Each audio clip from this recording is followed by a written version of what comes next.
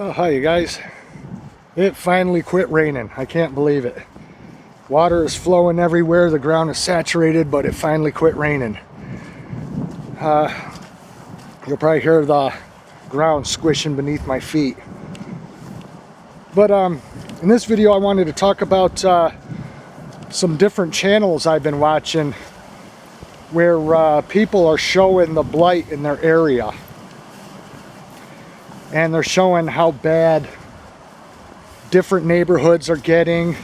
Graffiti, trash, homelessness, drugs, crime, shootings, you name it. They're showing just how bad it's getting. And I'm talking about like all through Pennsylvania, Illinois, all kinds of different states. California, of course California is no surprise. But yeah, they drive around or they ride on bikes and they show just how bad it's getting. I mean, you've all seen the images probably by now of Kensington, Philadelphia, and all your big major cities in these Democratic run states.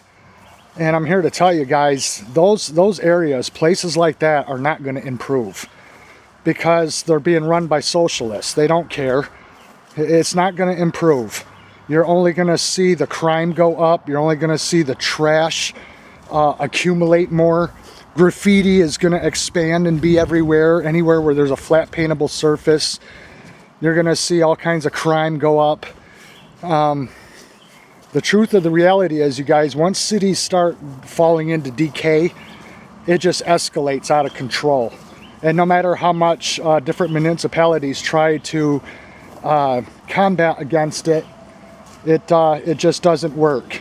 You know, like in California, they're cleaning up the trash around some of the encampments, but they're leaving the encampments there. And you guys, to be honest with you, these are homeless people that have been homeless for years. They have no desire to clean up their life. They have no desire to get a job. They have no desire to try. They don't have the will. They're not all like that, but most people that are homeless for many, many years is because they do nothing about their situation. So, you know, one just feeds the other, you know. So when you got homelessness like that and people that don't care with that mindset, it just leads to more crime. It just leads to more filth in the city. It just leads to everything, all the things that just make a city a terrible place and a dangerous place to live. But what I don't understand is why these people on these channels, you know, go around and show this stuff and complain about it, you know, because the elected officials aren't going to do anything about it. They're just not. It's, for one, it's a costly thing to have to clean up a city and all the different workers you'd have to come in to do all the work that needs to be done. And you guys, it's just crazy. So I don't know why these people don't just move. You know, move out to the country. That's what everybody today should be focused on, is moving to the country. Because when you move to the country, there is nothing to graffiti. You don't see the litter everywhere and condemned buildings and people setting up all their tents on the streets and stuff like that. When you live in areas like that, you're just going to see it grow. It's only going to get worse. And there are a lot of people that are leaving, but the ones that stay, you know, want change to come. But until the people that live there change, there's really going to be no change, you know, because these different cities don't know how to deal with the homeless problem. They don't know how to deal with the crime. You know, look at how we've had for so long war on drugs, war on crime, you know, the war against homelessness. And none of these programs, none of these ideas ever worked. Nothing ever came of it. And what it boils down to, you guys, is the people. You know what causes homelessness? And I'm talking long-term homelessness. It's mental illness, and a lot of it is just lazy people that don't want to do anything about it. You know, when I was homeless, I spent all my time, that entire year, of living out of a tent with no address, looking for a job, trying to find gainful employment, which I ended up finding, working for a farmer, of all things. And I worked for him that entire summer, and I was able to save up my money and get out of the predicament I was in because I didn't have any overhead. I didn't have rent. I didn't have bills. I didn't have any of that. So all the money was pure profit. I did have to buy food out of that because I was starving to death, and it allowed me to eat better. But I worked my way up and I got out of that situation, and now I've got a pretty decent life. So these people have to have the initiative to want to better themselves, because when the people want to better themselves and they get out of that situation, then you see these numbers drop. You see the homeless rate go away.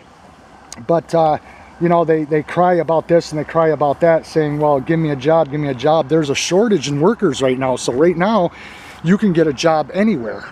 The trucking industry needs drivers. The food industry, like fast food and stuff like that, and different warehouses need workers. Just about every type of job out there, every type of industry has jobs right now. So, you know, I saw a video where a guy was saying, you know, just give me a job, help me help you, and he was drunk out of his mind. And it's like, first of all, you got to quit the drinking if you want to get a job. No one's going to hire you if you're drunk. But see, this is why the cities are going downhill, is because of the government handouts. They give these people a lot of the stuff for free. They don't enforce the laws. They let them set up their camps wherever, and then it just escalates into a gigantic problem. And then people wonder why cities look the way they do.